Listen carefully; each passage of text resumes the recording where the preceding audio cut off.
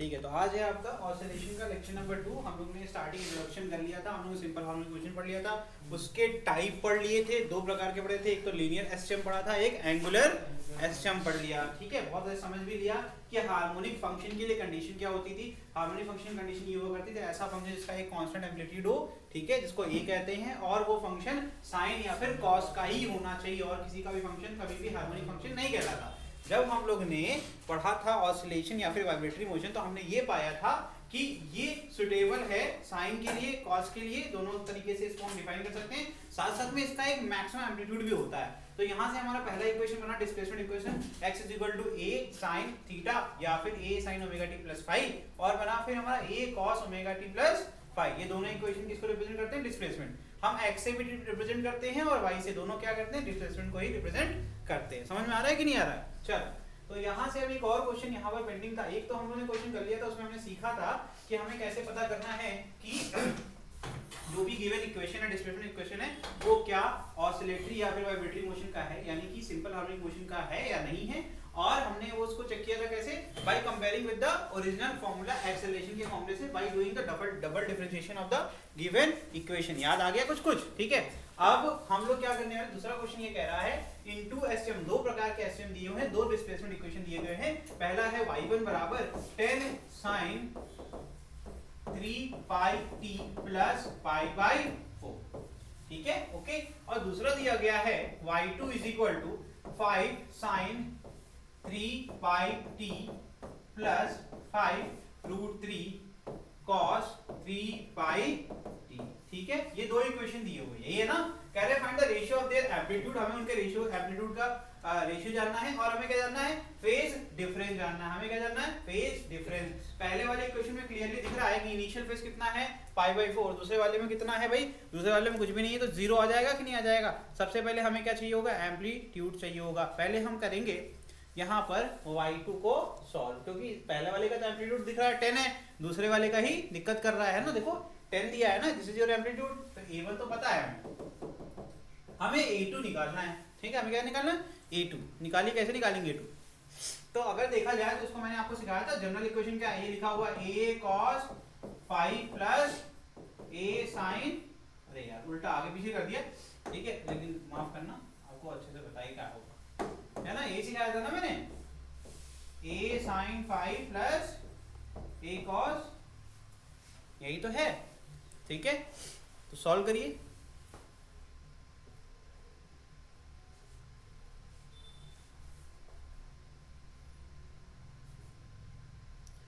Phi कितना दिया हुआ है?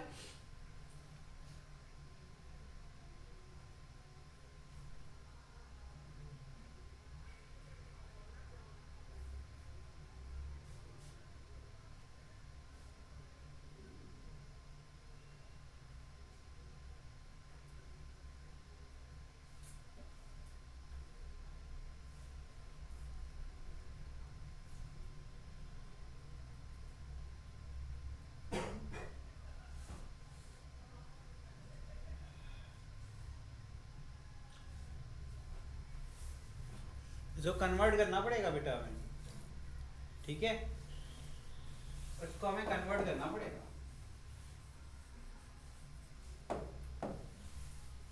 चलो पहले सॉल्व करने की कोशिश करते हैं, ठीक है। यहाँ पर अगर हम देखें ध्यान से, अगर हमें इसको साइन और कॉस के लिए सॉल्व करना है, y2 को समेशन के फॉर्म में लिखना है, तो हम इस एंगल को कैसे तोड़ सकते हैं, ये चीज़ बताओ जरा मुझे। यहाँ पर ये 5 sin 3 पाई t दिया हुआ है, ठीक है। और दूसरे वाले में क्या लिख सकते हैं हम? cos 3 पाई t को क्या लिख सकते हैं? We can write it as 90 plus theta, sin 90 plus theta is cos theta, plus में आएगा। तो मैंने इसको फिर से रीराइट किया, मैंने कहा इसको 5 sin 3 pi t plus 5 root 3 sin 3 pi t plus pi by, ठीक है। इससे क्या हो जाएगा? इससे आप रिजल्टेंट निकाल सकते हैं। दो वेक्टर मिल गए हमें, एक हो गया आपका, देखो 5 sin 3 पाई t, और दूसरा क्या हो गया? 5 root 3 sin 3 pi t plus pi by 2, ये इनके बीच का फेज डिफरेंस हो गया। रिजल्टेंट क्या होगा, रिजल्टेंट के बीच में आएगा। रिजल्टेंट निकाल सकते हैं हम लोग, कुछ करना ही नहीं रिजल्टेंट निकालने के लिए। क्या होता है रिजल्टेंट का फॉर्मूला, क्या होगा, बताओ, a square plus b square plus 2ab cos theta. cos theta कितना हो जाएगा 90। अरे भाई एंगल कितना है इनके बीच में 90, वो पार्ट चला गया। सब पहला रिजल्टेंट क्या आ जाएगा आपका, a is equal to under root पहले वाले का स्क्वायर प्लस दूसरे वाले का स्क्वायर। तो यहाँ पर देखो पहले वाले का कितना जाएगा 5, दूसरे वाले कितना जाएगा मैग्नीट्यूड बताओ 5√3 का स्क्वायर, है ना, यही तो है। बस सॉल्व कर लीजिए।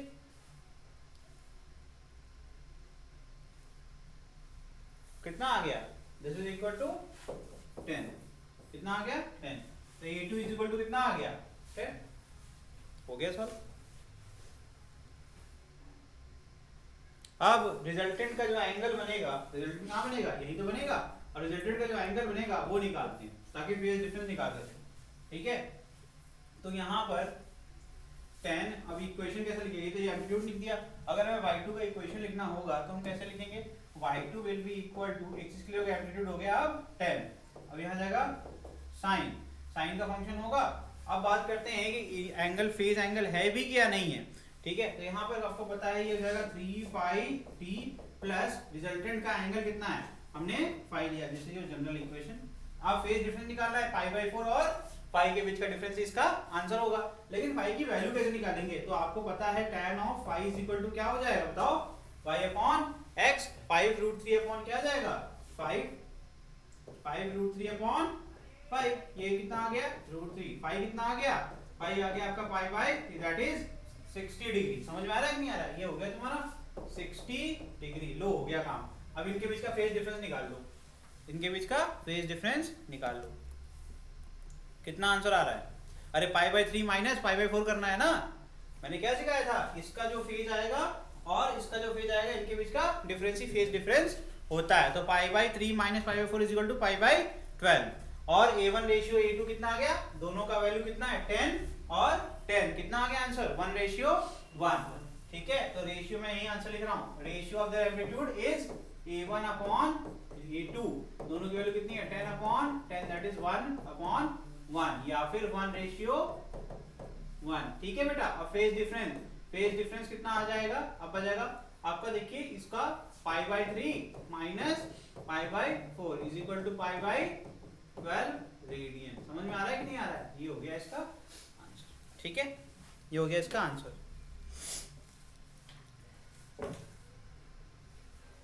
ठीक है, ये हो गया, लिख डालो।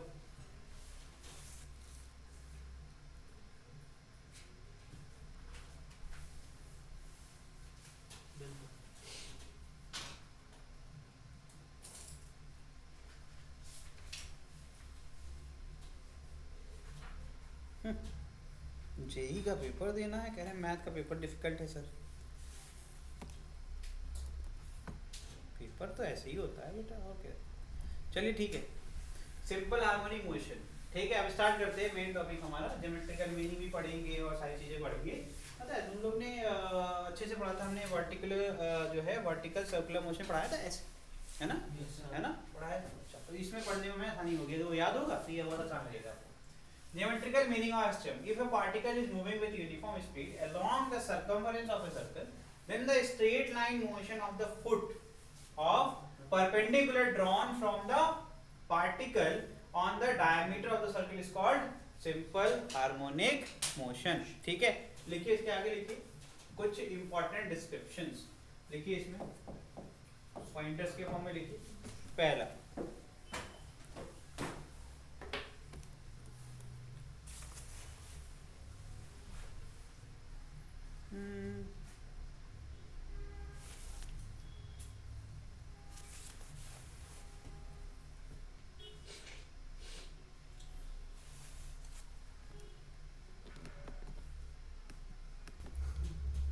लिखिए। अब हम लोग क्या करने वाले हैं, देखो ध्यान से सुनो। अभी हम लोग सबसे पहले जो पढ़ने वाले हैं वो relation between simple harmonic motion और सर्कुलर मोशन के बीच का रिलेशन निकालने वाले हैं, ठीक है। तो जो हम लोग यहाँ ज्योमेट्रिकल मीनिंग ऑफ सिस्टम कह रहे हैं वो यही कह रहे हैं, अगर पार्टिकल मूव करता है कोई यूनिफॉर्म मतलब कांस्टेंट स्पीड से किसी भी सर्कुलर मोशन कर रहा है, यूनिफॉर्म सर्कुलर मोशन, है ना, उसमें वेलोसिटी कांस्टेंट नहीं होती बट स्पीड कांस्टेंट होती है। तो कह रहे हैं then the straight line motion of the foot of perpendicular का मतलब क्या हो गया, ये फुट ऑफ परपेंडिकुलर, ठीक है, drawn from the particle on the diameter of the circle is called SHM.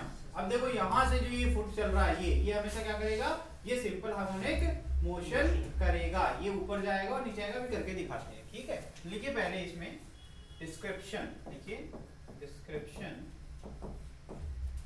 हो सकता है आगे हो, नहीं है क्या, ठीक है, description of SHM of simple harmonic motion based on circular motion, ठीक है।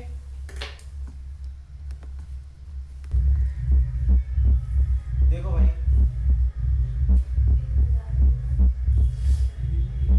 आज की तो वीडियो खराब हो जाएगी फिर।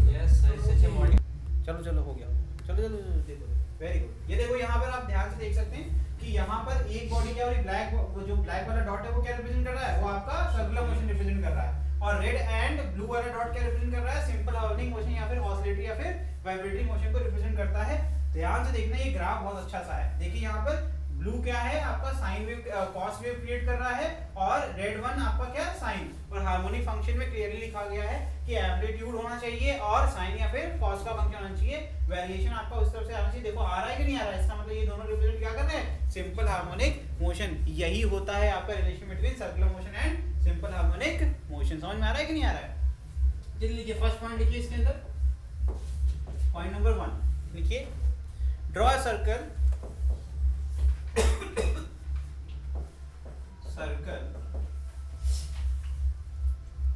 having radius equal to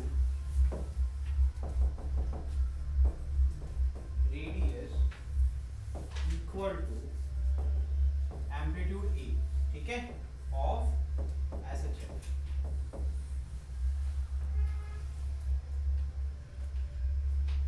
ठीक है, नेक्स्ट पॉइंट लिखिए,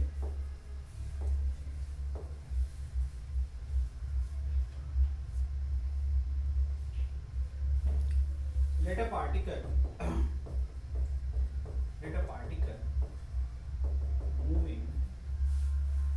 moving with uniform speed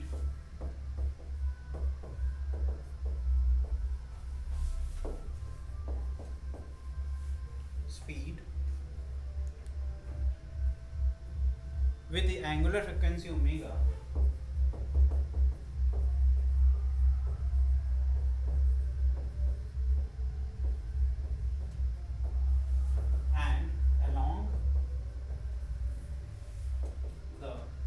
circumference of circle, ठीक है। तो इसका मतलब जो सर्कुलर मोशन कर रहा है उसकी एंगुलर स्पीड कितनी है, ओमेगा, और उसका सर्कमफरेंस किस पे, किससे मोशन कर रहा है, वो सर्कमफरेंस ऑफ सर्कल के ऊपर, और उसकी जो स्पीड है वो क्या है, कांस्टेंट बनी हुई है, ठीक है।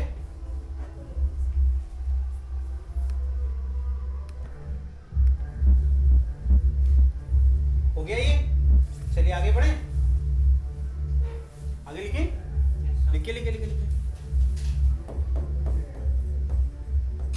शैडो या फिर foot of the perpendicular from particle position performs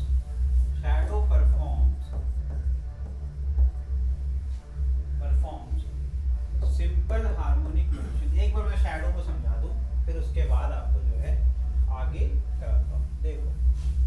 देखो ये रुकेगा तो नहीं, लेकिन मैं फिर भी कोशिश करूंगा कि आपको दिखाने की कि यहाँ पर देखो, जब मैं ये रेड स्पॉट बनाऊंगा, 2-3 जगह बनाऊंगा, ठीक है, उसके नीचे ही मैं एक और स्पॉट बनाऊंगा। आप अगर देख पाओ तो मजा आएगा, आपको मजा आएगा पढ़ने में। दोनों स्पॉट पे देखना, देखने का तरीका बहुत सिंपल है। देखो आपको ये देखना है कि आपका ब्लैक डॉट जब रेड के पास है, क्या उसी समय ब्लू डॉट भी वहीं है? समझ में आ रहा है कि नहीं आ रहा है?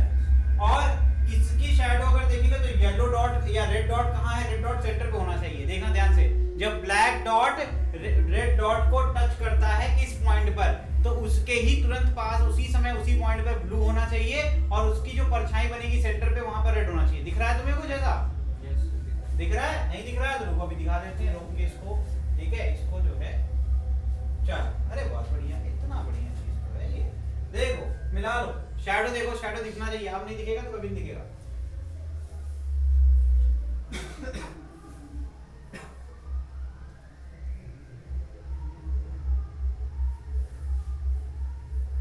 इनका दिख रहा है कहीं?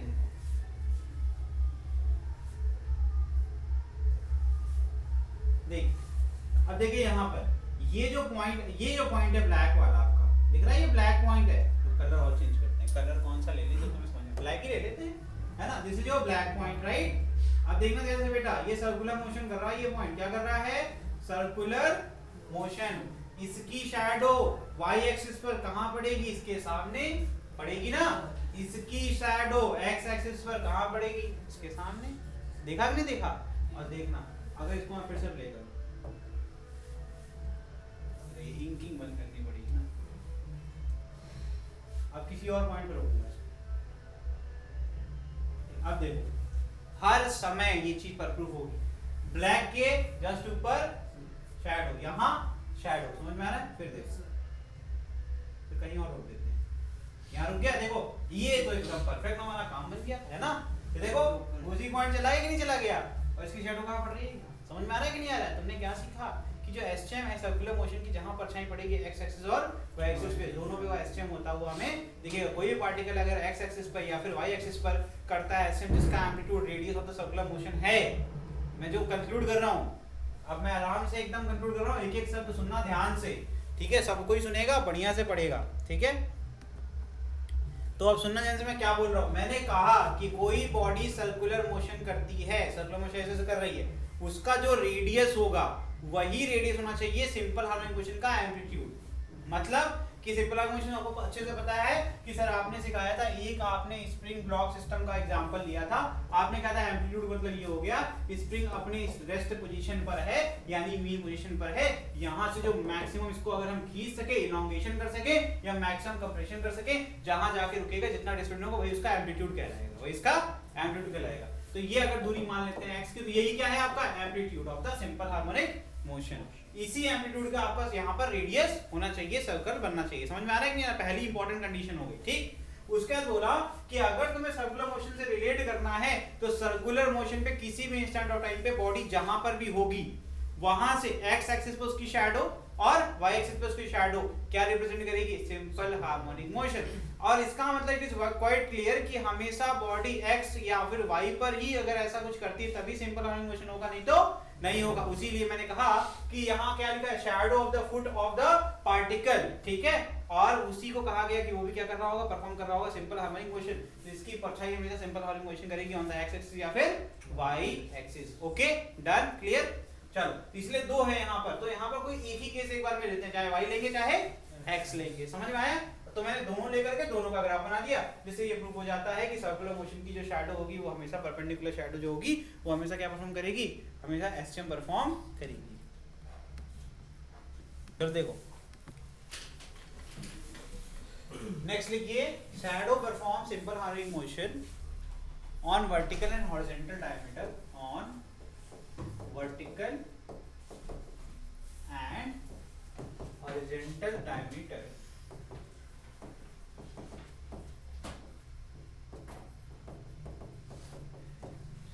ठीक है, नेक्स्ट लिखिए,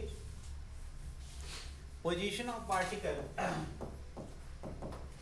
position of particle shadow can be represented on diameter, can be represented on diameter, at t is equal to 0, at t is equal to 0 or any instant position of particle, or any instant of particle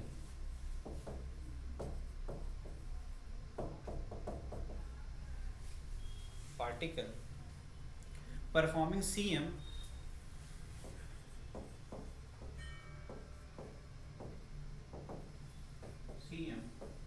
can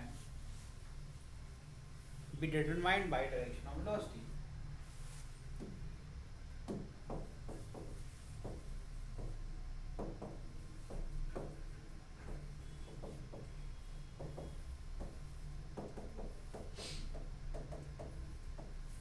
ठीक है, next लिखिए.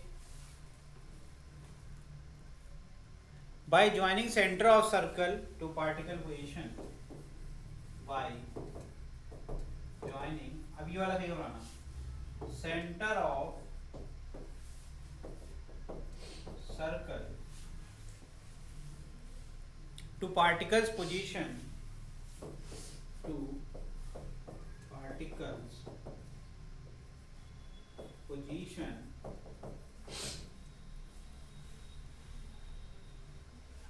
angle theta is determined from angle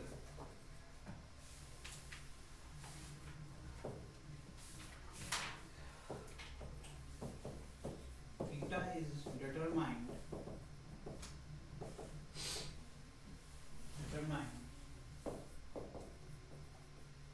from horizontal or vertical diameter.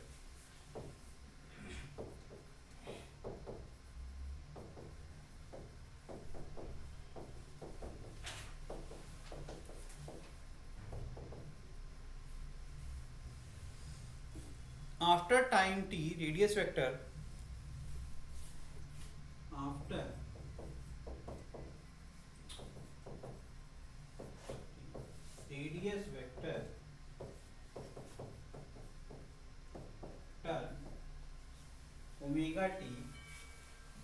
turn omega t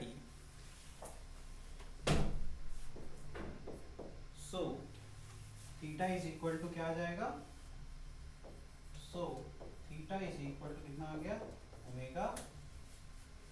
अब चलो हम समझाते हैं कि हुआ क्या इसमें. जैसे देखो ध्यान से, अगर हमने क्या कर दिया, इसको सर्कुलर मोशन परफॉर्म कर रहा है तो हमने क्या कर दिया, पार्टिकल को, कोई बात नहीं, हमने क्या किया, सेंटर ऑफ सर्कल को पार्टिकल की पोजीशन से हमने अगर डिनोट कर दिया तो एंगल थीटा कैसे निकलेगा, एंगल थीटा जो आपका ये रेडियस वेक्टर है वो भी तो सर्कुलर मोशन करेगा, साथ साथ में करेगा कि नहीं करेगा, तो वही तो एंगल क्रिएट करेगा या फिर एंगुलर डिस्प्लेसमेंट को रिप्रेजेंट करता है. अगर मान लो t 0 पर ऑलरेडी पार्टिकल एक एंगल फाई पर था, उसका इनिशियल फेज हो गया, हम लोगों ने अच्छे से पढ़ा हुआ है. उसके बाद वो टोटल कितना जाता है, अगर ओमेगा t और जाता है आगे t टाइम पर तो कितना हो जाएगा, ओमेगा t + 5 इसका टोटल थीटा हो जाएगा. अगर बोला t 0 पर पार्टिकल क्या है, एकदम आपका एंगल कितना बना रहा है, 0 बना रहा है, तो वहां जाएगा t टाइम के बाद अगर ओमेगा t चलता है, थीटा कितना हो जाएगा, ओमेगा t. तो ये जो पूरा आपका स्ट्रक्चर लिखा गया है ये आपको ऑलरेडी पता है, मैंने बस लिखवा दिया. अगर आप कोई भूल जाओ तो आपको पता रहे. आप अगर ये चीज नहीं भी करोगे तो फिगर से आप डायरेक्टली सॉल्व करने के कैपेबल हो, इतना पढ़ाया है मैंने. ठीक है, सर्कुलर मोशन वाली चीजें वापस से रिवाइज करवाई है मैंने.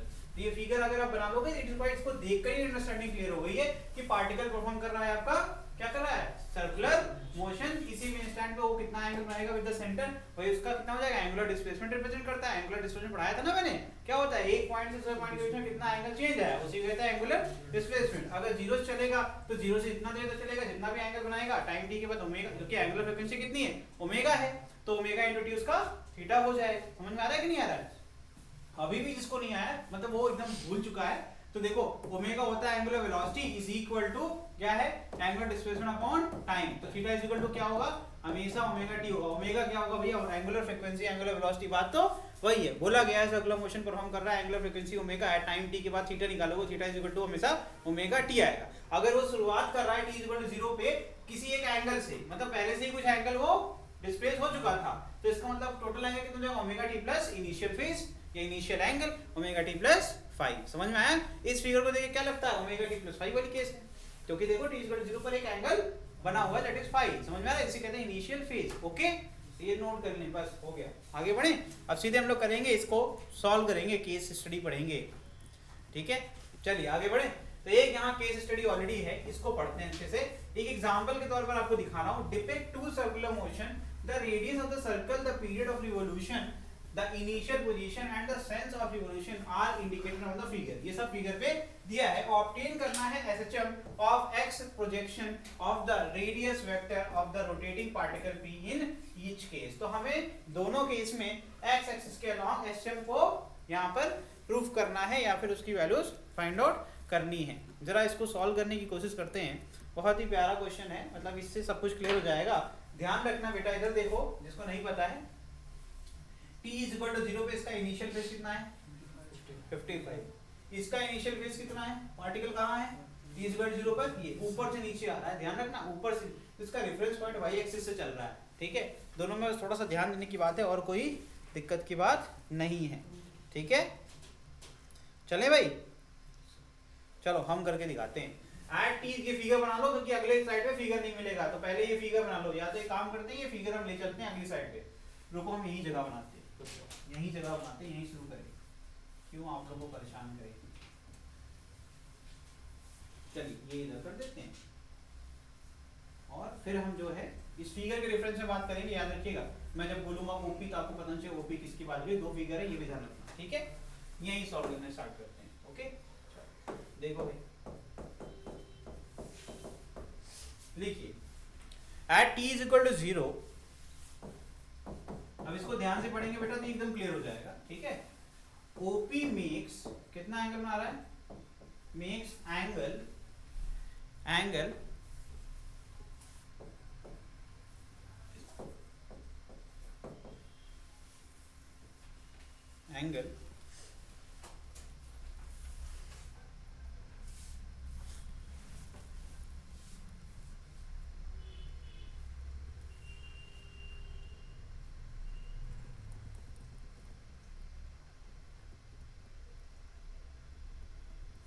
हम पहले वाले फिगर की बात कर रहे हैं, ठीक है।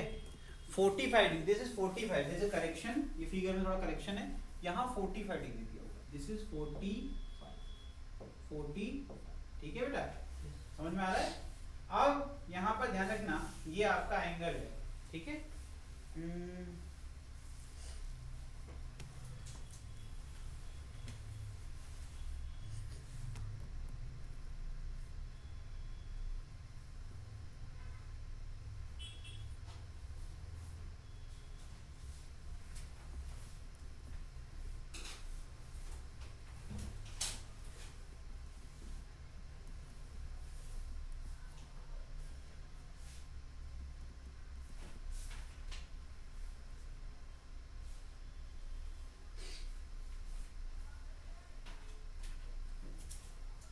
एंगल ऑफ, हाँ सब सही, मैं चेक कर रहा था कि ये करेक्शन है या नहीं, ठीक है। Angle of 45 degree with the positive x axis बना रहा है ना। अब अगर हम देखें तो इनिशियल फेज का कितना हो जाएगा, फाइव इक्वल टू कितना हो गया 45। आफ्टर टाइम टी अगर हमें निकालना है, आफ्टर टाइम टी, जो आपका यहां पर इट कवर्स एन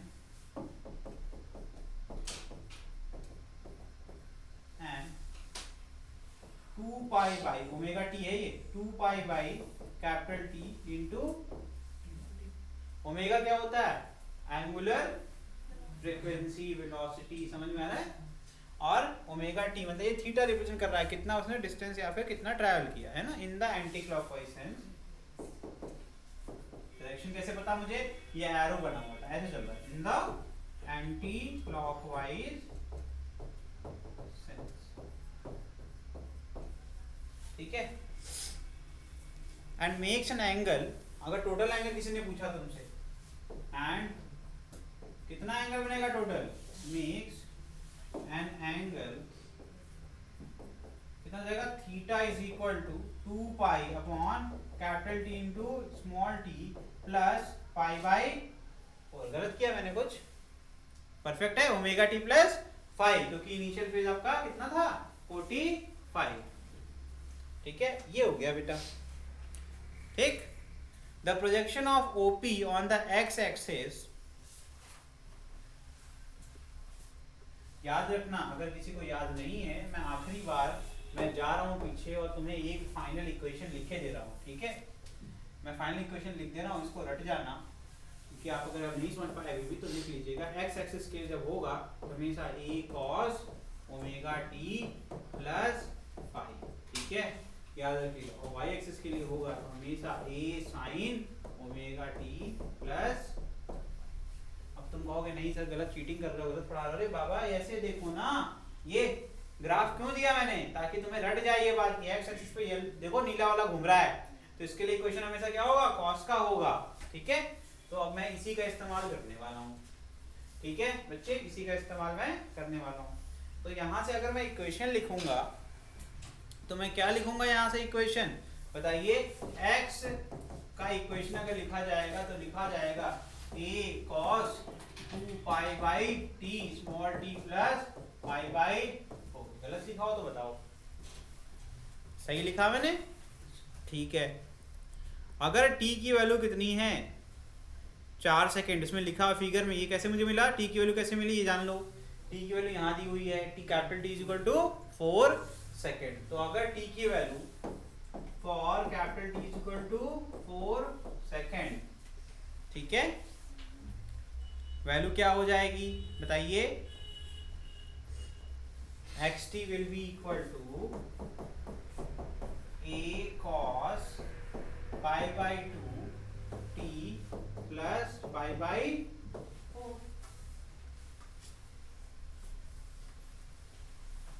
है ना। और ये कैसा इक्वेशन है, एसएचएम का इक्वेशन है ना, जिसका इनिशियल फेज कितना है पाई बाई 4। तो यही इक्वेशन आपसे पूछा गया था, ये आपने निकाल के दिया, which is equation of SHM with amplitude A and initial phase कितना हो जाएगा पाई बाई 4, ठीक है बेटा। ये हो गया कंप्लीट एक का सॉल्यूशन। अब दूसरा वाला फिगर डिपिक्ट करो, ठीक है, दूसरा वाला करिए, सेम प्रोसेस, ठीक है, सेम प्रोसेस से करिए। तो क्या हो जाएगा, at t is equal to 0, OP कितना करवाना है, OP makes an angle of pi by 2 with positive x axis. अब कहोगे नहीं सर, देखिए ना, आप खुद देखिए कितना बना, ये OP हो गया, ऊपर से नीचे की तरफ आ रहा है, ये एंगल कितना बनेगा, this is your 90 degree with the x axis, ठीक है। समझ में आ रहा है कि नहीं आ रहा है, ठीक है।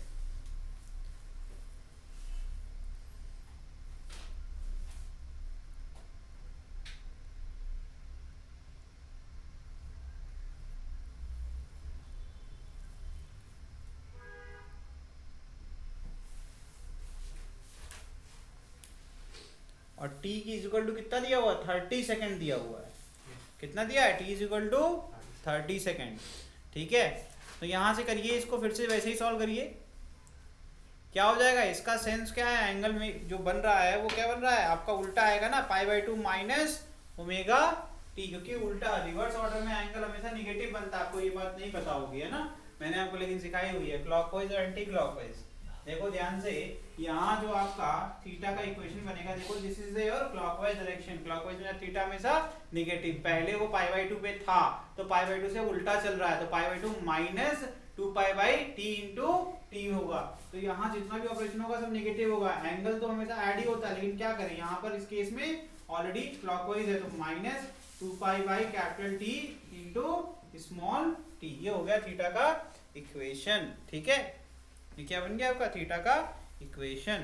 अब यहाँ एम्पलीट्यूड आप b मान लो, तो b cos pi by 2 minus 2 pi by तो जाएगा साइन आपका cos 90 माइनस थीटा क्या होगा साइन, है ना। तो यहाँ से क्या बन जाएगा आपका इक्वेशन, कैसा आ जाएगा, कितना आसान हो गया ये। तो यहाँ से बन जाएगा मेरे बच्चे, ये हो जाएगा इन जो है as motion is in and clockwise, है ना, direction so theta will be equal to pi by 2 minus 2 pi omega T, है ना, ओमेगा हो गया ये, और ये यही तो होगा ना। देन इक्वेशन कैसे बनेगा, ए को हटा दो, बी कर लो, नया एम्पलीट्यूड हमने क्या मान लिया, बी। तो यहां से हो जाएगा आपका b cos pi by 2 minus 2 pi by t into small t, है ना। तो ये हो जाएगा cos 90 माइनस थीटा होता है sin थीटा।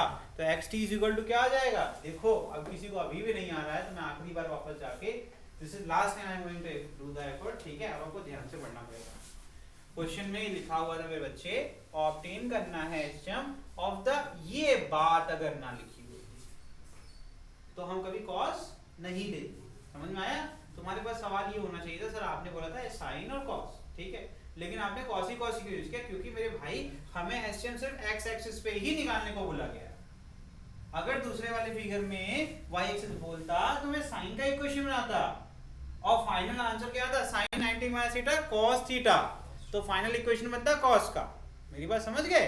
जैसे इस केस में फाइनल इक्वेशन साइन का, समझ में आ रहा है कि नहीं आ रहा है। तो हम वहां पर क्या लिखते हैं, हम लिखते हैं yt is equal to b sine pi by 2 minus 2 pi upon t into small t, और फाइनल आंसर लिखते हैं b cos 2 pi upon capital T into small t। वो yt का इक्वेशन दोनों सिखा दे रहा हूं अभी, ठीक है, ताकि एग्जाम में आए तो परेशान ना हो, ठीक है। तो यहाँ x एक्सिस लिखा हुआ है, इसलिए मैं x पे बधा हुआ हूँ, इसलिए मैं x का ही इक्वेशन लिखूंगा, समझ में आ गया। चलो, तो मैं यहाँ लास्ट बार देखिए, तो यहाँ पर फाइनल इक्वेशन कैसा दिखेगा, then my xt will be equal to क्या देगा बच्चे, b sin 2 pi upon capital T into small t।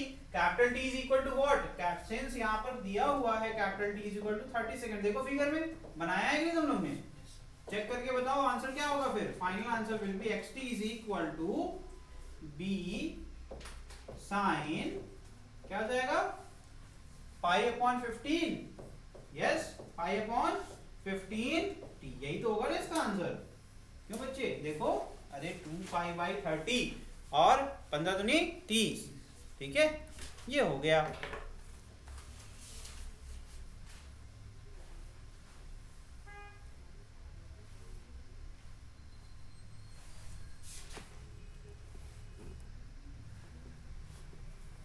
और इसका इनिशियल फेज कितना है, इनिशियल फेज कितना है,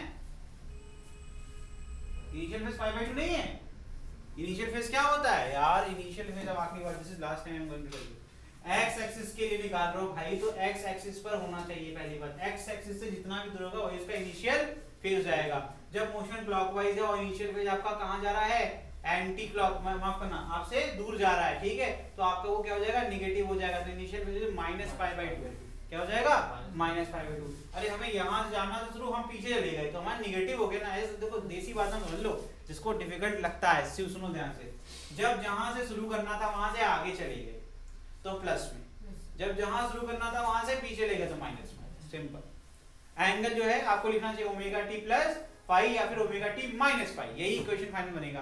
तो फाइनल इक्वेशन इसका अगर मुझे लिखना भी होगा तो मैं क्या करूंगा, कहां गया, वहां पर क्या लिखूंगा, -π/2, क्या लिख दूंगा, -π/2, खत्म, ठीक है, ये हो गया इसका इक्वेशन, ठीक है, ठीक है, डन। ये दोनों किसको रिप्रेजेंट कर रहे हैं, आपका सिंपल हार्मोनिक मोशन को रिप्रेजेंट कर रहे हैं।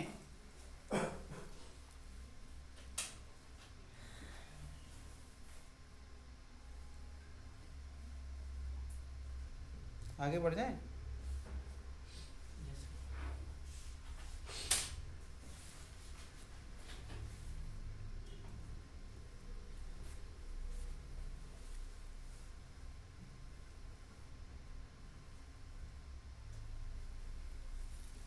चलिए नेक्स्ट पढ़ते हैं।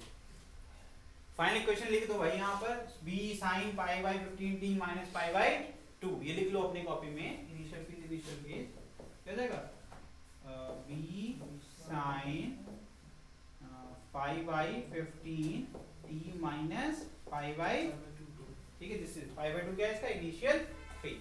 चलो ये हो गया। नेक्स्ट हेडिंग लिखिए displacement velocity and acceleration in simple harmonic motion. ठीक है, पहला है heading displacement in simple harmonic.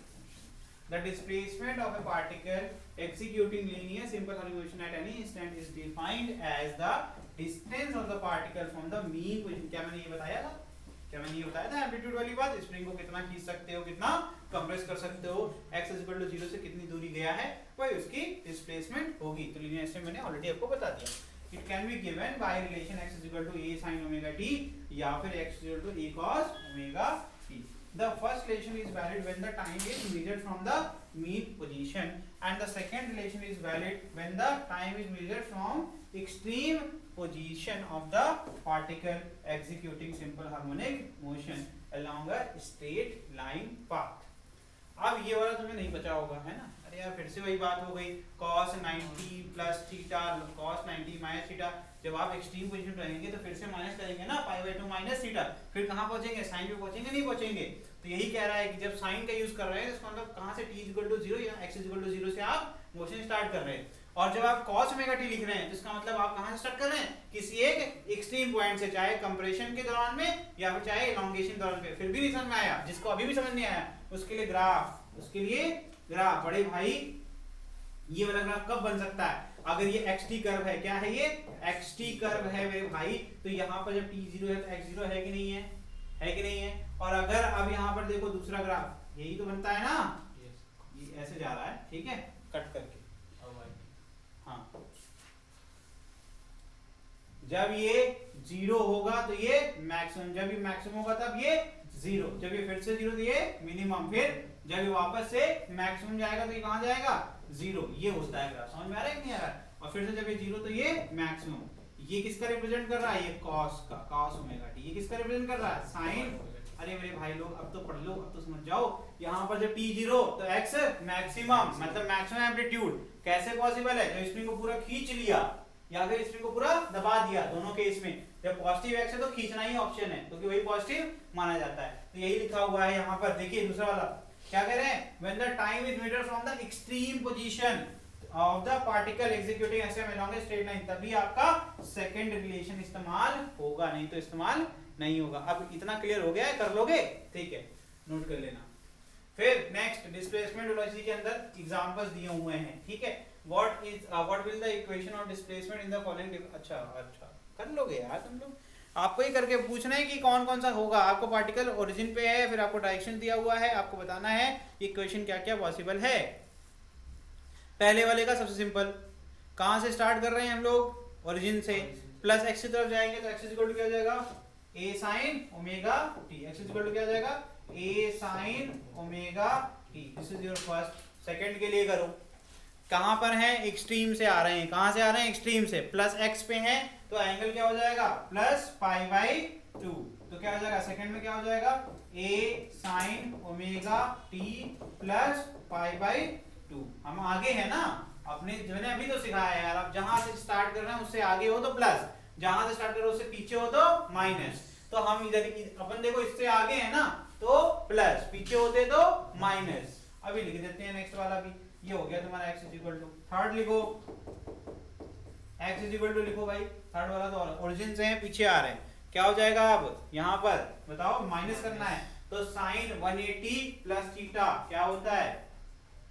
मैंने कहा था साइन का साइन, कॉस का कॉस, टैन का टैन। अगर 180 या फिर 360, साइन कन्वेंशन से डिपेंड करता है कौन से क्वाड्रेंट में है। तो मेरे भाई लोग आप कहेंगे सर यहाँ पर माइनस जा रहे हो तो minus a sin omega t लिखो, यही कहना चाहते हो ना?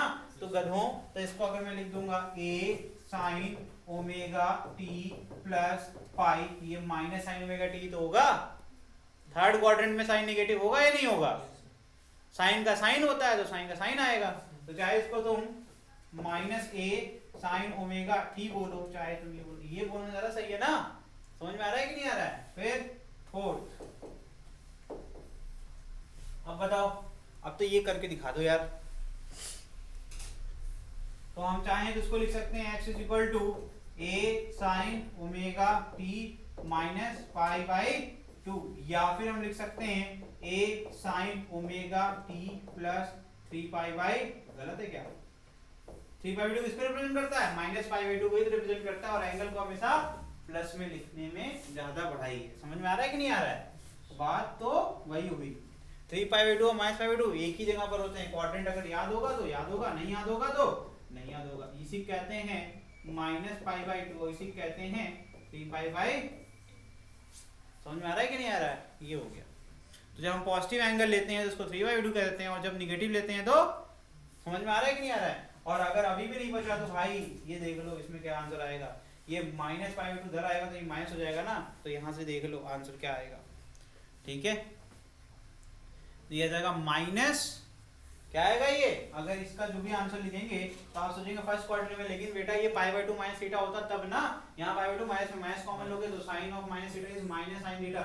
इसका आंसर आएगा, इसका आंसर आएगा माइनस ए कॉस ओमेगा। क्या गलत है? क्या गलत है? सब बेसिक मैथ का देन है।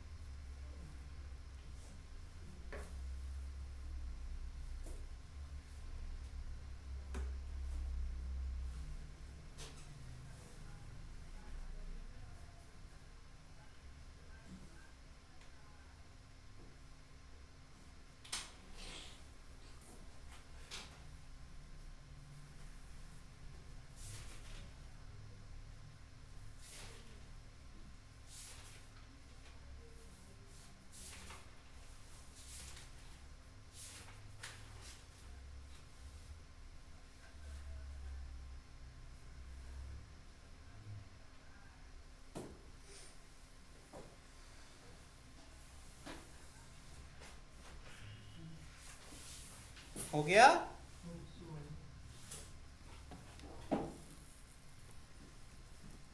चलिए next, velocity in simple harmonic motion.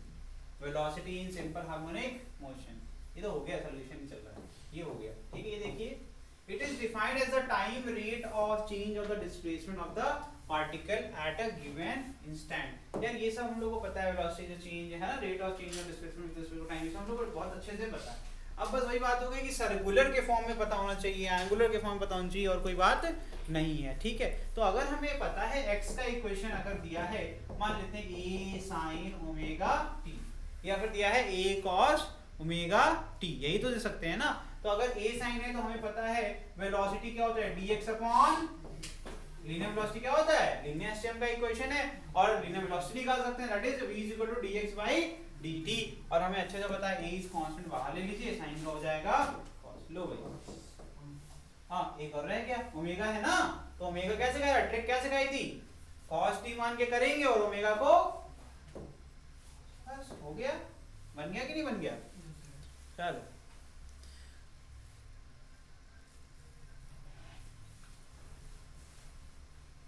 और cos को क्या लिख सकते हैं, cos ओमेगा t को अगर आप चाहें साइन के फॉर्म में लिखना तो क्या लिख सकते हैं भाई, देखो इसकी वैल्यू तो प्लस और माइनस दोनों हो सकती है, a under root 1 minus sine square omega, क्या गलत लिख दिया गया, sine square theta plus cos square theta is equal to 1, तो cos theta is equal to under root 1 minus sine square theta. ठीक है, गलत किया हो तो बता देना, कहीं पर भी डाउट हो तो पूछ लेना। x is equal to a sin omega t होता है, तो अगर sin ओमेगा t चाहे तो लिख सकते हैं हम लोग x अपॉन a। फिर एक नया फॉर्मूला प्लस माइनस a, यहाँ पर एक ओमेगा भी तो होगा, ये एक ओमेगा भी तो होगा, a omega under root 1 minus x upon a का whole square, x square upon a square, चाहे इसको लिख सकते हैं प्लस माइनस, अब देखना ध्यान से होगा क्या, omega under root a square minus, अरे ये कैसे कर दिया मैंने, यही गायब कर दिया, गलत किया हो तो बताओ। अरे मेरे बच्चे, यहाँ पर a स्क्वायर को एलसीएम लिया, a square minus x square, और a स्क्वायर रूट के बाहर आएगा a, और ये कट जाएगा, बचेगा क्या, ओमेगा ही तो बचेगा। ठीक है, हो गया, डन। अब एक जनरल इक्वेशन बनाते हैं,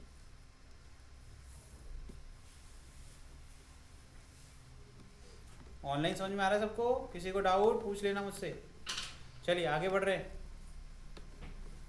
स्क्वायरिंग बोथ साइड अगर हम कर दें तो देखो क्या बनेगा,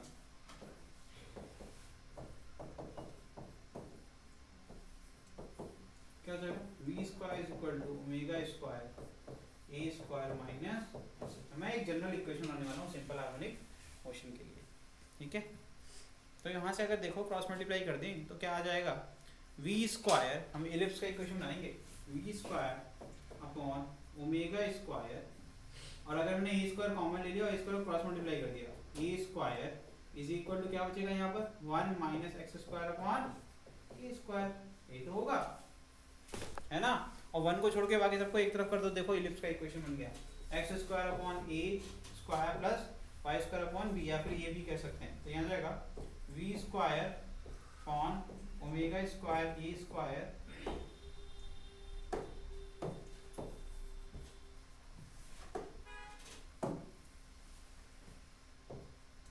x square upon omega square a square x square upon a square plus v square upon omega square a square is equal to 1। ये कैसा इक्वेशन है, this is equation of ellipse, this is equation of ellipse. यहाँ पर xv curve बन रहा है, कैसा curve बन रहा है, xv कर्व बन रहा है, मैं कर्व बना के आपको दिखा रहा हूँ, ठीक है। ये हो गया। अब देखो इसको यहाँ वापस लिखना है, x square upon a square plus b square upon a square omega square is equal to 1। ये equation of ellipse, this is equation of ellipse, ठीक है। और ये किसका कर्व है, यहाँ पर ये एक्स एक्स हो गया और ये v हो गया, और जो एलिप्स बन रहा है वो, ठीक है, समझ में आ रहा है।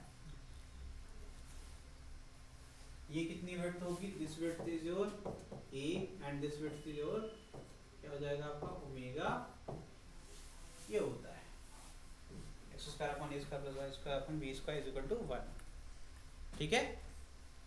So the curve between displacement and velocity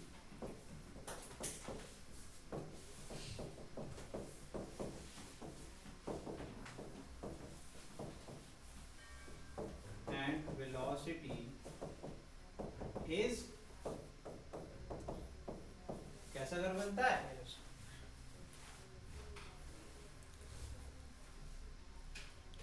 executing simple harmonic motion.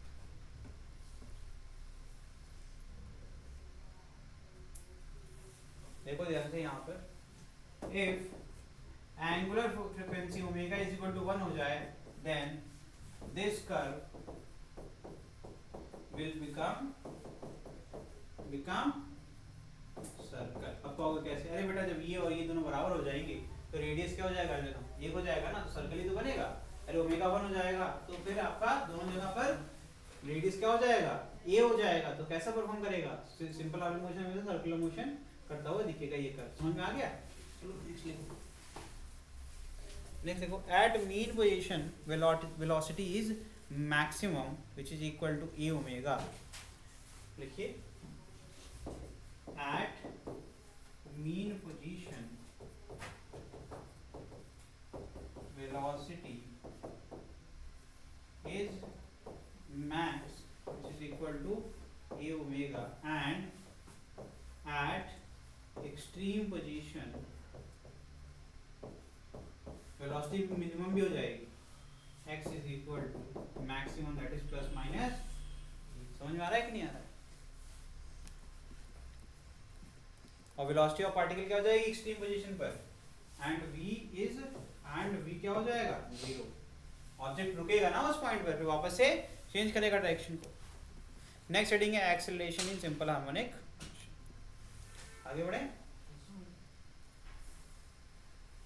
ये तो पढ़ा दिया मैंने, इतनी मेहनत करी मैंने, हर चीज देखा ही नहीं मैंने आगे, कोई बात नहीं, ठीक है। It is defined as the time rate change of velocity of the particle at given instant। Simple है, तो देखा जाए तो acceleration is equal to dv by dt या फिर d2x by dt।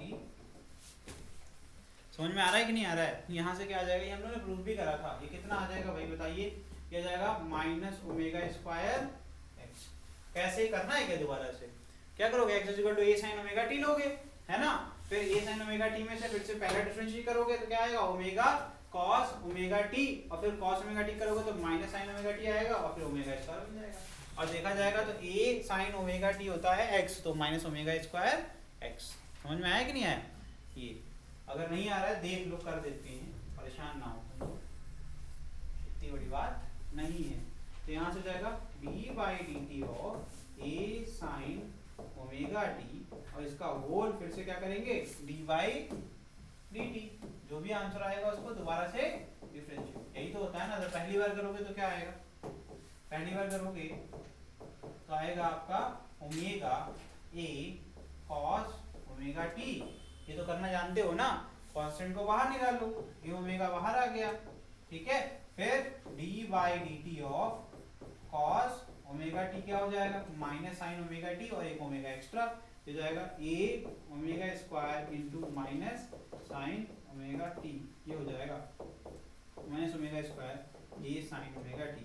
A sine omega t क्या होता है, एक्स होता है, ये जाएगा माइनस ओमेगा स्क्वायर, ये हो गया तुम्हारा एक्सेलरेशन, ठीक है। लो भाई डेरिवेशन कर दिया हमने आपके लिए, ठीक है। और ग्राफ बगल में बना हुआ है, ग्राफ बिटवीन आपका x और a कैसा दिखेगा, एक स्ट्रेट लाइन जो कि थर्ड और सेकंड और फोर्थ क्वाड्रेंट में तो देखने को मिलेगा, ठीक है। ग्राफ बना लीजिए।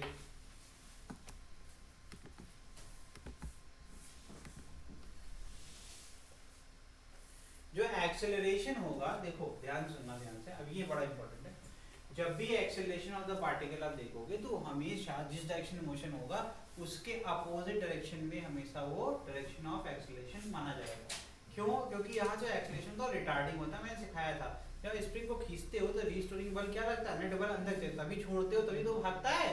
इसका मतलब है कि जो नेट एक्सेलरेशन है वो क्या है, अंदर की तरफ है। तो वो इसमें एक बात, यदि ये एरो क्या रिप्रेजेंट कर रहे हैं, जब भी आप जिस डायरेक्शन में मूव करोगे हमेशा मीन पोजीशन की दिशा में ही आपका एक्सेलरेशन होगा। ये एरोस ये रिप्रेजेंट करते हैं, ठीक है, ध्यान रखना। और acceleration of the particle maximum कहाँ होता है, एक्सट्रीम पोजीशन पर, और मिनिमम कहाँ होता है, मीन पोजीशन, ठीक है। और ये इस ग्राफ से भी समझ में आ रहा है कि मीन पोजीशन पर जब देखिए x की वैल्यू माइनस है या फिर प्लस है, तो यहाँ पर देखिए एक्सेलरेशन या तो माइनस ओमेगा स्क्वायर है या फिर प्लस ओमेगा स्क्वायर a है। और अगर हम देखें x इक्वल टू 0 पर तो एक्सेलरेशन भी क्या हो जा रहा है, 0 हो जा रहा है, ठीक है, वेरी गुड।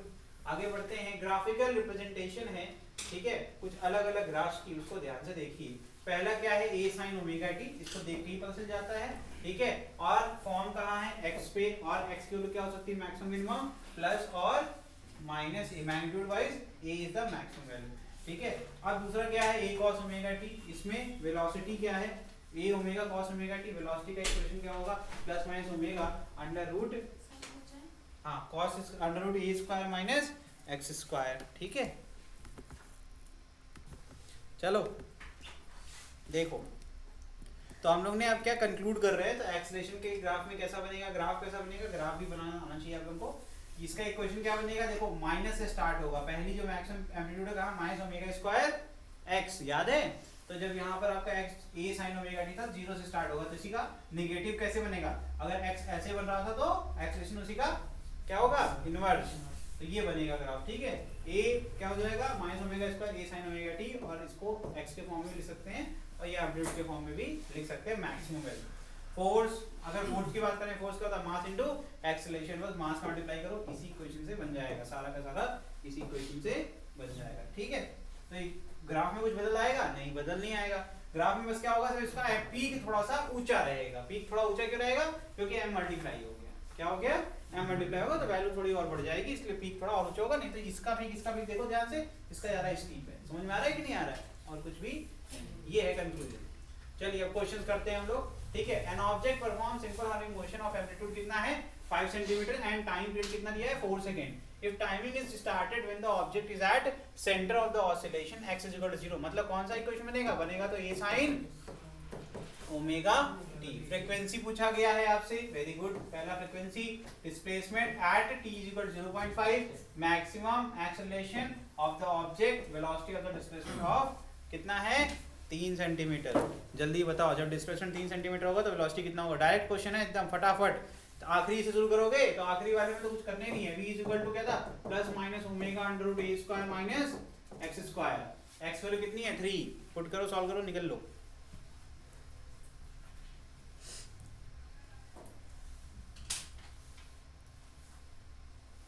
फ्रीक्वेंसी निकाल लेना, frequency is always 1/t। Frequency क्या होती है 1/, टाइम पीरियड। फ्रीक्वेंसी निकाल लोगे कि नहीं निकाल लोगे? 0.5 0.5 हो जाएगा ना, 4 बजे 20 होता है 0.5 बेटा 0.25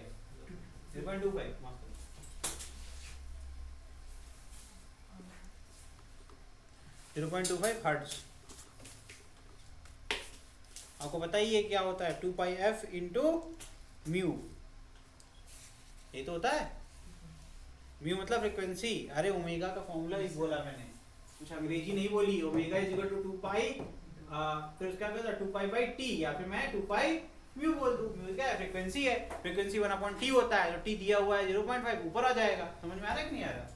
तो ये हो जाएगा आपका।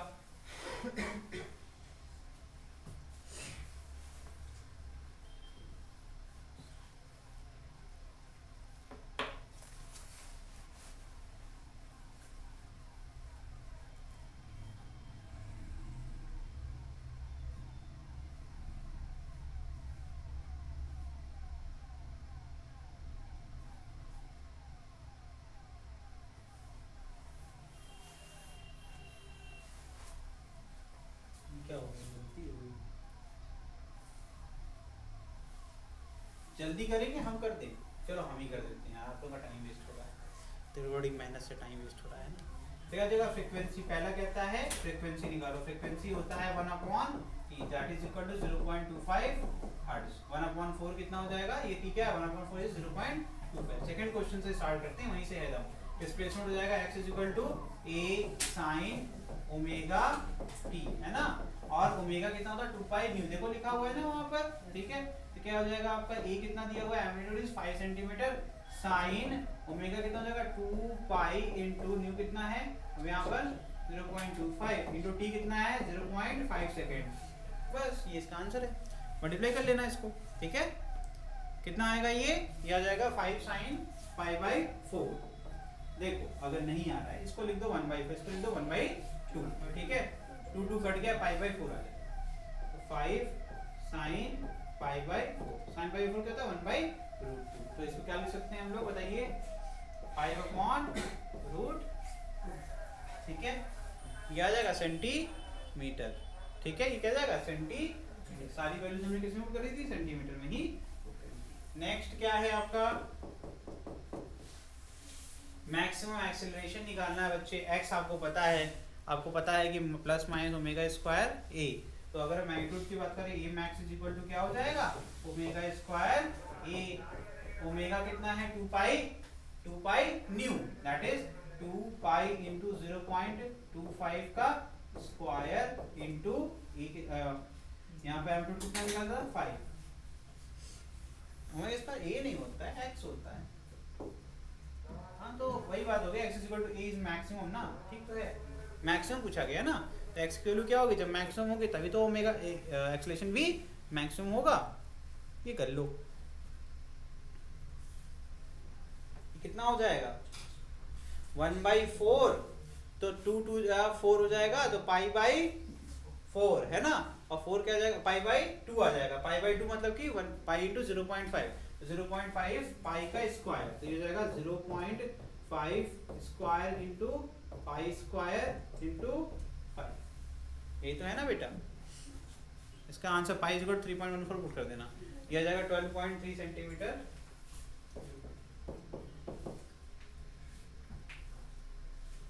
क्या आ जाएगा? सेंटीमीटर पर, ठीक है, सेंटीमीटर पर second square.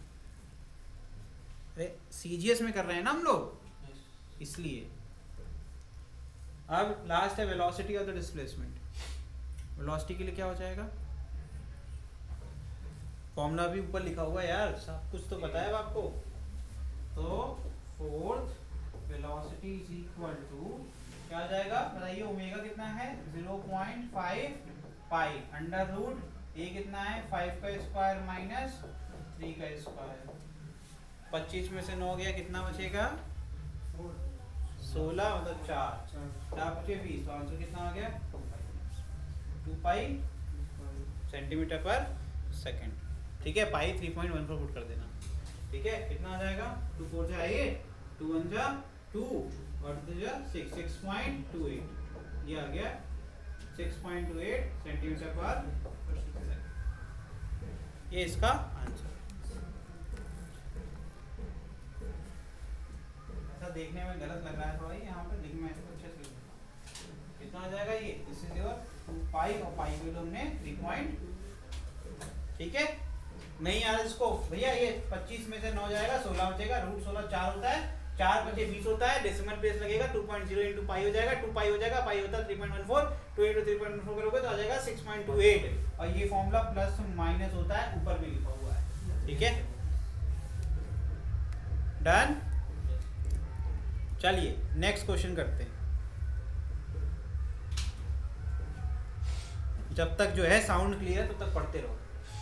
A particle executes simple harmonic motion from extreme position and covers a distance equal to half of its amplitude in 1 second, ठीक है। उसके एम्पलीट्यूड का हाफ वो 1 सेकंड में कवर करता है, मतलब a/2 हो गया ना। Determine the time period of the motion. जब आपका एक्सट्रीम पोजीशन स्टार्ट होता है तो इक्वेशन कॉस का होता है, किसका, कॉस का। अब करो, मैंने आपको हिंट दे दिया, ठीक है। ये हो गया क्वेश्चन। नेक्स्ट क्वेश्चन देखते हैं। अगला क्वेश्चन है आप लोग का, a particle execute STM from extreme position and covers a distance equal to half of its amplitude in 1 second। 1 second में कितना कर रहा है कवर, वो आपका हाफ कर रहा है, ठीक है। तो आपको एम्पलीट्यूड दिया हुआ है। Determine the time period of function. आपसे पूछा गया है टाइम पीरियड निकालो, तो आपसे बोला गया है टी की वैल्यू निकाली, capital T, actually capital T पूछा गया है। This is capital time period है तो टी तो लिखते हैं, टी हो जाएगा कैपिटल टी पूछ दिया, ठीक है। तो वेलोसिटी का इक्वेशन क्या हो जाएगा, वेलोसिटी इज इक्वल टू क्या हो जाएगा, ओमेगा प्लस अंडर रूट, अगर हम ओमेगा अंडर रूट ए स्क्वायर माइनस एक्स स्क्वायर, है ना। तो कह रहे हैं पार्टिकल एग्जीक्यूट कर रहा है एसटीएम एक्सट्रीम पोजीशन से कर रहा है, कवर करता है डिस्टेंस इक्वल टू हाफ। तो एक्स की वैल्यू क्या हो जाएगी, a/2। एक्स की वैल्यू क्या हो जाएगी, a/2, ठीक है। अगर हम यहाँ पर देखें v मैक्स की बात करें तो v की वैल्यू क्या हो जाएगी, v मैक्स अपॉन 2 होगी कि नहीं होगी, ठीक है। और यहाँ पर ध्यान रखने वाली बात क्या है, इसके लिए किस हो जाएगी a ओमेगा बाई 2, क्या हो जाएगा a ओमेगा बाई 2, ठीक है। तो यहाँ से कैसे हुआ ये, अगर अभी भी समझ नहीं आ रहा तो एक्चुअली a/2 पुट कर दो, a स्क्वायर बाई 4 हो जाएगा और यहाँ पर 4a और यहाँ पर क्या जाएगा 2 बाहर आ जाएगा और यहाँ जाएगा 4a square minus a square that is 3a square, ठीक है। नहीं यहाँ पे बेटा गलत, दिस इज समथिंग रॉन्ग, मैं कुछ गलत कह रहा हूँ, यहाँ पर करना है वो गलत हो जाएगा, दिस इज रॉन्ग। यहाँ देखो, यहाँ गिवन हमें पढ़ाई नहीं है, यहाँ क्या लिखा हुआ है, extreme position and covers a distance equal, ये कौन सा क्वेश्चन है,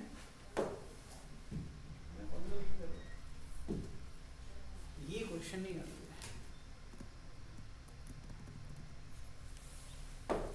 ये क्वेश्चन आगे वाला है, मैं ये करने लगा, मैंने क्वेश्चन कैंसिल किया। आपसे टाइम बोला जा रहा है और आपका अगर पोजीशन देखेंगे तो इक्वेशन कौन सा जाएगा, x इज इक्वल टू फिर y is equal to a cos omega t, y is equal to a cos omega t। वापस से बता देता हूँ कैसे किया मैंने। क्वेश्चन ने बोला है कि पोजीशन स्टार्ट होती है एक्सट्रीम से, कहाँ से, एक्सट्रीम से। तो जब हम यहाँ पर देखेंगे तो अगर ये आपका yt कर्व है तो y की वैल्यू क्या है, प्लस a है, t इज इक्वल टू 0 पर, ठीक है। तो यहाँ पर जब देखेंगे, जब स्टार्ट होता है तो y का इक्वेशन कैसे बनेगा, cos का इक्वेशन बनेगा कि नहीं बनेगा, ठीक है, पहली बात कह रहे हैं। और after t is equal to, अगर t इज इक्वल टू 1 ले लेंगे हम लोग तो इसकी वैल्यू क्या हो जाएगी, y इज इक्वल टू क्या है, a/2।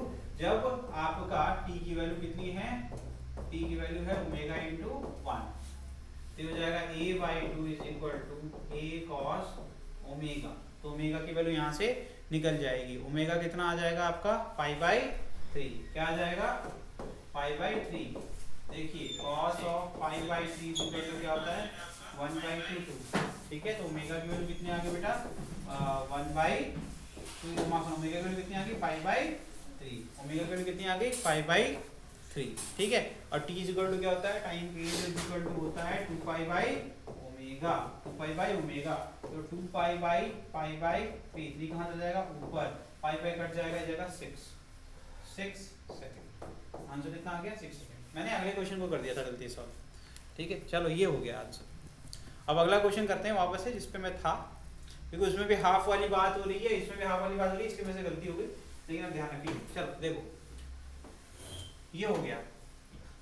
देखिए नेक्स्ट देखिए, are amplitude of harmonic oscillator is a, amplitude दिया हुआ है और आपका सिंपल हार्मोनिक मोशन की बात हो रही है। Velocity of particle is half of maximum velocity, then determine the position of particle. आपसे क्या बोलते हैं बच्चा, एक्स निकालो, पोजीशन निकालो।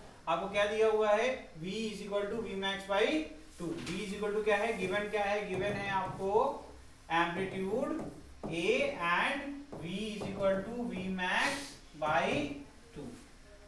ये दो चीजें दी हुई हैं, ठीक है। और यहां से अगर सॉल्व करेंगे इसके वैल्यू क्या आ जाएगी, v max = क्या, a ओमेगा अपॉन 2। अब कहोगे ये कैसे हुआ, मैं सिखा देता हूँ। v max ऐसे निकालते हैं, मैक्सिमम वेलोसिटी होती है at mean position at x = 0। ये क्या हो जाता है, ओमेगा a² माइनस x²। देखो ध्यान से, ओमेगा इंटू a² - 0 क्या आ जाएगा, a ओमेगा। यही आपका क्या है, मैक्सिमम एट x = a। ये क्या हो जाएगा, 0। तो वेलोसिटी मिनिमम होती है मीन पोजीशन, इसीलिए मैंने इसको डायरेक्टली ऐसे लिख दिया, v = a ओमेगा बाई 2। ठीक है, अब a ओमेगा बाई 2 = हमें से x पूछा गया है, तो इक्वल टू क्या हो जाएगा, ओमेगा a² माइनस x²। ठीक है, ये क्या हो जाएगा, a² बाई 2 का square is equal to a² minus x²। इसको इधर भेज देंगे, इसको इधर भेज देंगे। ये क्या आ जाएगा आपका, x² = a² minus a² by 4। ठीक है, ये क्या जाएगा, 4a² minus a², that is 3a² by 4। या फिर हम कह सकते हैं x = √3, ये पहले जो आंसर आया था √3 बाई। ठीक है, और इसकी कितनी वैल्यू होगी, दो वैल्यू हो सकती है, प्लस या फिर माइनस। ठीक है, ये है पोजीशन ऑफ पार्टिकल। तो एक बार या तो वो पॉजिटिव साइड में हो सकता है या फिर वो नेगेटिव साइड में। ये इतना आसान क्वेश्चन आता है इसमें। ठीक है, आगे देखिए next.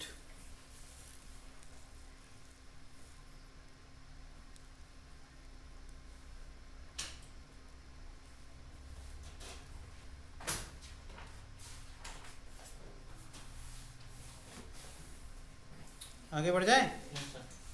The velocity of particle in simple arc motion at position x1 and x2 are v1 and v2 respectively। कह दिया x1 पोजीशन पर v1 है और x2 पर v2 है।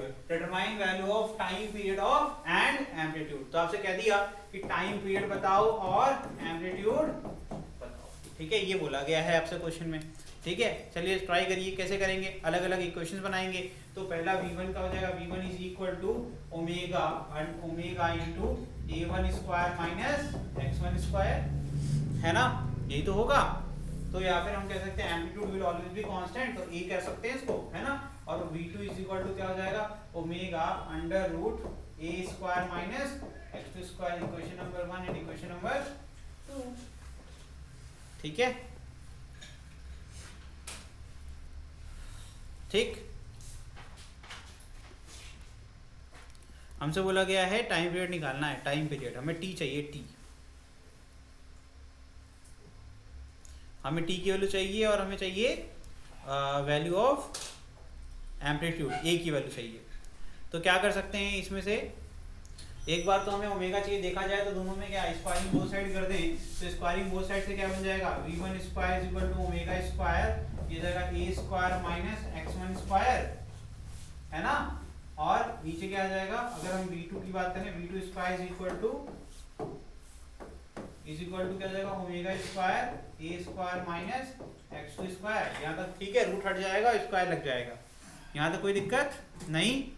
ठीक, तो अगर हम सब्ट्रैक्ट करते हैं किसको, इन दोनों को सब्ट्रैक्ट करते हैं, v2 माइनस v1, तो इसको इक्वेशन नंबर 3 बोल देते हैं, इसको इक्वेशन नंबर 4 बोल देते हैं। तो हमने कह दिया 4 माइनस 3 करो, तो क्या आ जाएगा, v2² माइनस v1² = ओमेगा तो कॉमन हो जाएगा, ओमेगा क्या हो जाएगा, कॉमन, तो जाएगा a minus x2² minus a² minus minus plus x1²। तो a क्या आ जाएगा, कट जाएगा और x1² माइनस x2² बन जाएगा। तो यहाँ से ध्यान से देखिएगा, v2² माइनस v1² अपॉन यहाँ क्या आ जाएगा, x1² माइनस x2² = ओमेगा², या फिर omega = v2 square minus v1 square upon x1 square minus x2, ये फॉर्मूला बन गया।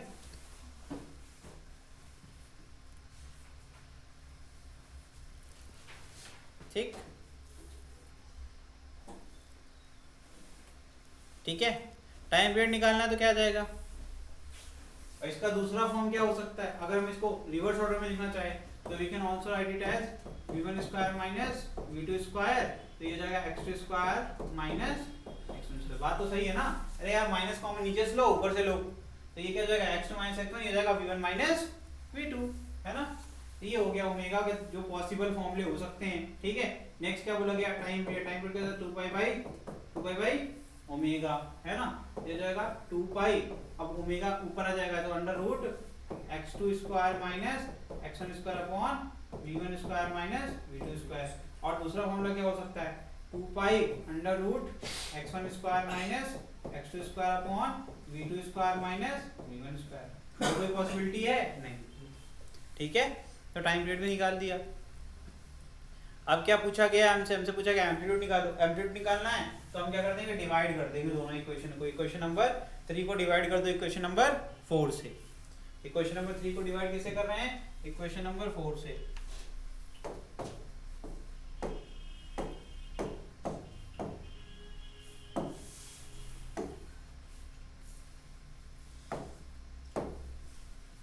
हमने डिवाइड कर दिया इक्वेशन नंबर 3 को, डिवाइड कर दिया इक्वेशन नंबर 4 से, तो यह जाएगा v1 square upon v2 square is equal to क्या आ जाएगा, ओमेगा स्क्वायर, ये ओमेगा स्क्वायर का value, omega square upon omega square, ये कट जाएगा, क्या आ जाएगा यहाँ पर बताइए, a square minus x1 square upon a square minus x2 square, cross multiply कर लो, a square v1 square minus minus x2 square, क्या जाएगा v1 स्क्वायर, इधर क्या जाएगा a square v2 square minus v2 square x1 square, इसको इधर भेज दो, उसको इधर ले आओ, a स्क्वायर जाएगा v1 square minus v2 square is equal to क्या जाएगा x2 square v1 square minus x1 square v2, यही तो आएगा ना। अब ये देखो इसको नीचे भेज दो तो a स्क्वायर की वैल्यू आ जाएगी, तो a square is equal to x2 square v1 square minus x1 square v2 square divided by v1 square minus v2 square. समझ में आ रहा है कि नहीं आ रहा है? अब रूट लगा दो, क्या लगा दोगे, root a is equal to आ गया x2 square v1 square minus x1 square v2 square upon v1 square minus, लो भाई एम्पलीट्यूड का फॉर्मूला बन गया तैयार।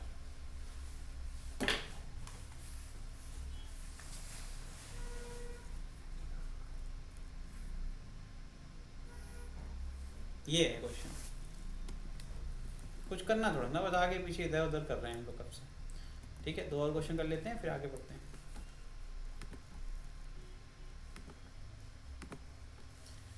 अगला सवाल, a particle executing STM having amplitude 0.01, ये दिया हुआ है 0.01 मीटर, फ्रीक्वेंसी भी दे दिया 60 hertz, omega is equal to 2 pi f होता है, आपको पता है कि ये f दिया हुआ है। ठीक है, आगे determine maximum acceleration of the particle, यार कितना आसान क्वेश्चन है।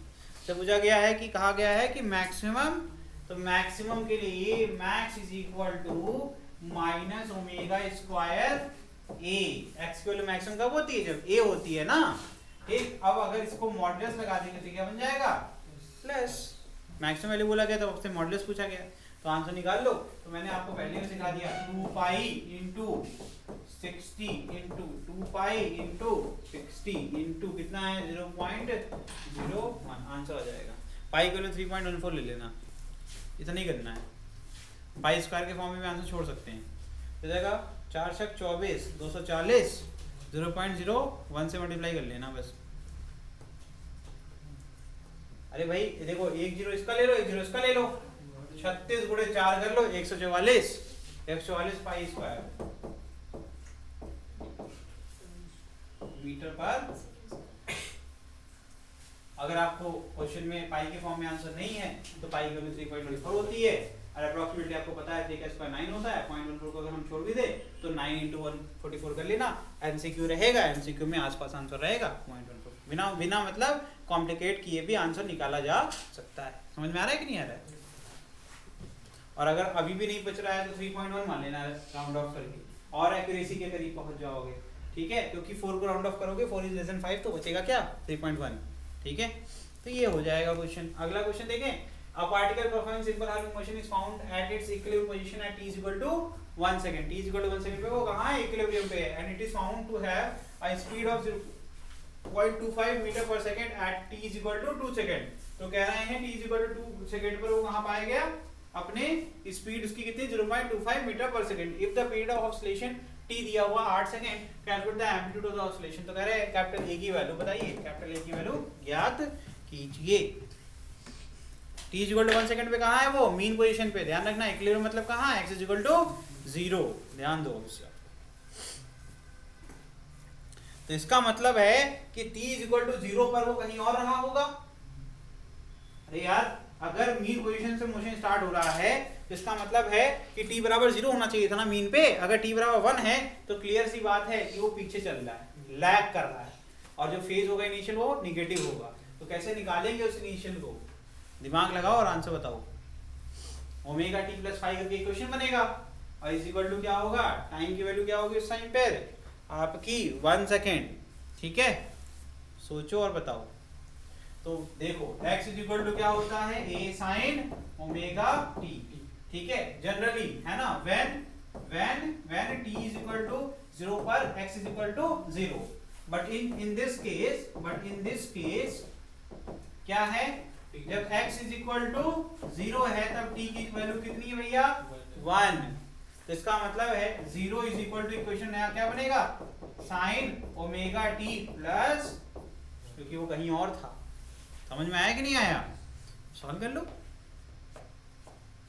2 ओमेगा क्या हो जाएगा? 2 पाई क्या होता है? 2 पाई बाई ओमेगा, ठीक है, 2 पाई बाई टी, माफ करना, 2 पाई बाई टी। तो यहाँ पे कर लो वैल्यू, पुट कर लो यार, टी की वैल्यू 1 पुट कर देना स्मॉल टी की। तो कितना आ जाएगा? दिस इज इक्वल टू ए तो यार हटा दो, ए को हटा दो, क्रॉस मल्टीप्लाई करके क्या आ जाएंगे? 0, ठीक है। ये क्या आ जाएगा? देखो एंगल कैसे निकालते हैं। साइन 2 पाई अपॉन टी कितना है? 8, और स्मॉल टी कितना है? 1। पाई हमें नहीं पता, ये तो निकालना है। तो पाई बाई 4 हो जाएगा, है ना। क्या हो जाएगा? पाई बाई 4 इंटू, तो कितना आंसर आया? 5 equal to minus pi by 4। देखो अभी तो आधे लोग सोच रहे हैं अब कैसे सॉल्व करेंगे सर। देखो बच्चे मेरे ध्यान से देखा करो, अभी तुम्हें तुरंत समझ में आने वाला, तुरंत आएगा तुरंत। a कभी 0 नहीं हो सकता, मतलब साइन को 0 होना पड़ेगा। तो इसका मतलब अगर ये पाई बाई 4 प्लस 5 है उसके बाद भी ये पूरा इक्वेशन 0 हो रहा है, इसका एक ही अर्थ हो सकता है कि 5 वैल्यू माइनस 5/4 हो। समझ में आया? और साइन 0 क्या होता है? 0। अगर किसी ने ये सोच लिया कि a 0 हो गया तो a कभी 0 नहीं हो सकता भाई जी, कभी नहीं, ठीक है। a इज न्यूमेरिकल वैल्यू, वो कांस्टेंट रहता है, ठीक। तो उसका मतलब मल्टीप्लिकेशन में है, तो this is the only function that can make this equation 0। और उसकी पॉसिबिलिटी तब होगी जब 5 की वैल्यू -5/4 हो और साइन 0 ही 0 हो सकता है। तो यहाँ समझ में आया कि 5 की वैल्यू क्या है, एकदम परफेक्ट फिट हो रहा है। क्यों? क्योंकि जब लैगिंग केस में नेगेटिव होता है। समझ में आ रहा है कि नहीं आ रहा है? ये हो गया परफेक्ट, एकदम इनिशियल फेज निकाल के तुम्हें दे दिया। तो जनरल इक्वेशन कैसा दिखेगा सर? जनरल इक्वेशन दिखेगा a is equal to a sin omega t minus pi by 4, ठीक है। जनरल इक्वेशन दिखेगा a sin ओमेगा t, ठीक है। ओमेगा इज इक्वल टू होता है 2 पाई बाई t। अब वो सब तो हम कर लेंगे। At t is equal to 2 मुझसे बोला गया है ना। At t is equal to 2 हमें काफी चीजें दी हुई हैं क्वेश्चन में, ठीक है। तो भैया x इज इक्वल टू 0 से इधर देखो, x की वैल्यू पता है, तुम कहोगे नहीं पता है, मैं कहूंगा पता है, तुम कहोगे नहीं पता, फिर कहूंगा पता है। कैसे? 0.25 मीटर पर सेकंड। एक ही सेकंड तो हुआ, एक ही सेकंड तो हुआ, तो कितना दूरी तय किया? 0.25। 0 से स्टार्ट किया था ना। 0 से जब हम आगे, जब t बराबर 1 पर, t बराबर हम कहाँ हैं? 0 पर। अब 0 से हम आगे जा रहे हैं, 0 से हम आगे जा रहे हैं, कह रहे हैं t बराबर 2 पर। तो इंटरवल ऑफ टाइम कितना हो जाएगा? अरे भाई simple formula v is equal to distance upon time, x upon time interval, change in time कितना होगा, चेंज इन टाइम इज 2 - 1 1 होगा, तो x ही तो v है, तो x की वैल्यू कितनी आ गई 0.25, ये कितना आ गया 0.25 is equal to a sin, इधर देखो क्या है ओमेगा कितना आ जाएगा, अभी तो किया था हम लोग ने पाई बाई, अब यहाँ पर चेंज होगा ना क्योंकि t की वैल्यू कितनी हो जाएगी 2 हो जाएगी, कितना 2 पाई बाई 8, ये हो जाएगा 2, ये जाएगा pi by 90 minus theta, sine 90 minus theta क्या होता है cos थीटा, समझ में आ रहा है कि नहीं आ रहा है? एक सेकंड, इक्वेशन नहीं बदल जाएगा फिर, एक सेकंड ये इक्वेशन नहीं बदलेगा, साइन का इक्वेशन ही रहेगा, साइन का इक्वेशन रहेगा, एक मिनट रुको तो, अदर देन मीन पोजीशन होगा तो साइन का इक्वेशन रह सकता है कभी भी, जीरो पर उसकी वैल्यू जीरो से ज्यादा है या कम है, तो ये कैसा हो जाएगा कॉस का इक्वेशन हो जाएगा ना, तो यहाँ पर क्या जाएगा, क्या जाएगा बच्चे कॉस, ध्यान से पढ़ा करो यार, अब ठीक है, ठीक है, कॉस 90 माइनस थीटा क्या होता है साइन थीटा, तो साइन पाई बाई 4 क्या होता है 1/√2, इधर का a इंटू 1/√2, इधर क्या है, ये किसको क्या लिख दिया बताओ जरा, है ना, सही रहेगा, a की वैल्यू कितनी आ गई,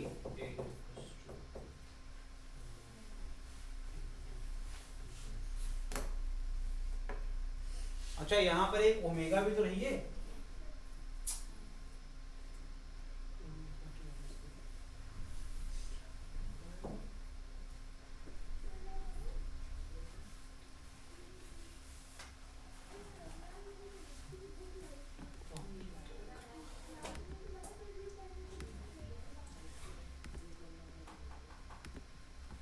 दिया है, देखो देख लो कोई बात नहीं, यहाँ पर ये अगर ये साइन है, ये क्या है पहली बात तो साइन का इक्वेशन है विद इनिशियल फीस, आज जो है कुछ ज़्यादा ही 2 दिन से मैं देख रहा हूँ, है ना, बहुत ज़्यादा हो रहा है,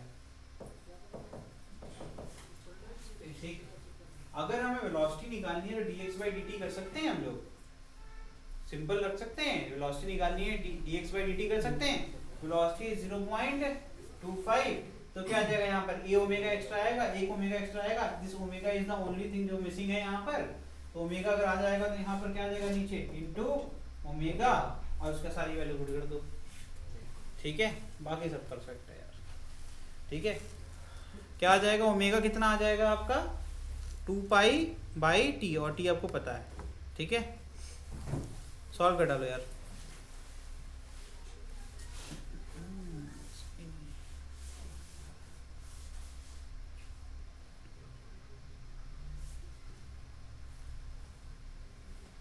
पीरियड ऑसिलेशन 8 है, ध्यान रखना, 8 ऊपर चले जाएगा 4 दूनी 8 हो जाएगा और नीचे जाएगा 2 पाई, ठीक है, और नीचे भी 8 है ऊपर भी 8 है, कट जाएगा बचेगा पाई, तो आंसर आएगा √2 बाई पाई, कितना आ रहा है √2 अपॉन, ये है आपका आंसर, ये सही आंसर है, ठीक है, ये था आखिरी क्वेश्चन एसटीएम के ऊपर। अब आगे बढ़ते हैं, अब पढ़ते हैं energy in simple harmonic motion, ठीक है भाई, यहीं पे रोकते हैं, अगली क्लास से हम लोग एनर्जी इन एसटीएम से कंटिन्यू करेंगे, ठीक है, तो आज के लिए इतना ही, ठीक है, थैंक यू।